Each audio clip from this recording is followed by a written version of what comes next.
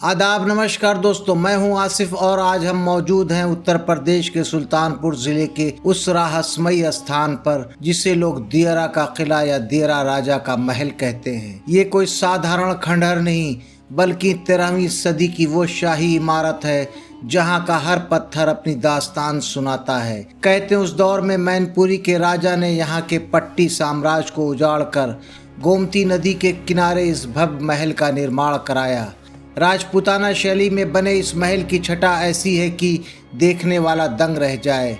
ऊंचे ऊंचे बुर्ज, खूबसूरत झरोखे, नक्काशीदार दीवारें और संगमरमर जैसे पत्थर से बनी मजबूत छतें, यही पहचान थी इस शाही किले की। लेकिन दोस्तों, वक्त और लापरवाही ने इस शाही महल को खंडहर में तब्दील कर दिया।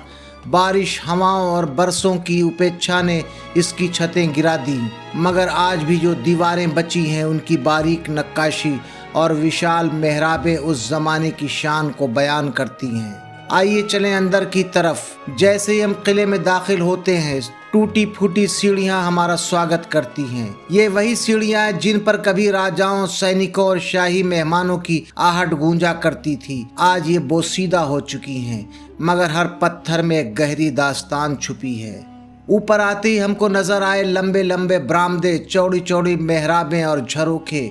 बरसात की बूंदें जब इन खंडहरों पे गिरती हैं तो ऐसा लगता है जैसे सदियों पुरानी आवाजें फिर से जाग उठी हों।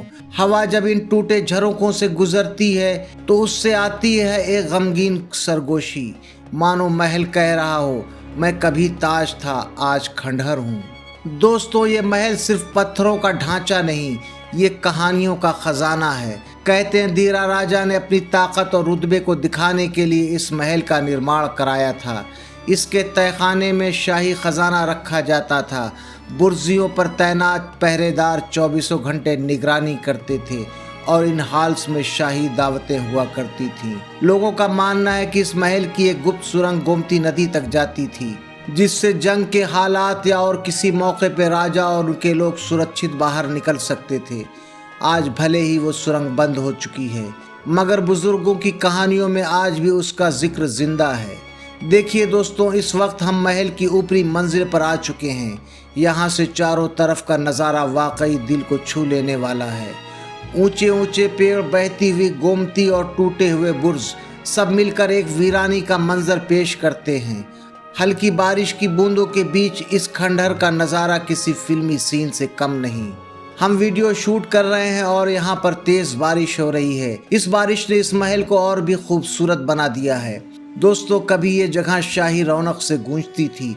कहा जाता है महल के गलियारों में रात को रोशनी से जगमगाहट होती थी, सितार और तबले की आवाज़ गूंजती थी और झरोकों से रानियों की हंसी बाहर आती थी। मगर आज वही गलियारे वीरान हैं, सिर्फ टूटे पत्थरों और उगाई घास फूस के साथ। दोस्तों, इस महल की खूबसूरती और इसकी बर्बादी दोनों हमें एक सबक देते हैं कि इतिहास अगर संभाला ना जाए तो वो मिट्टी में मिल जाता है, लेकिन चाहे इमारत टूट जाए, कहानियाँ कभी नहीं टूटती।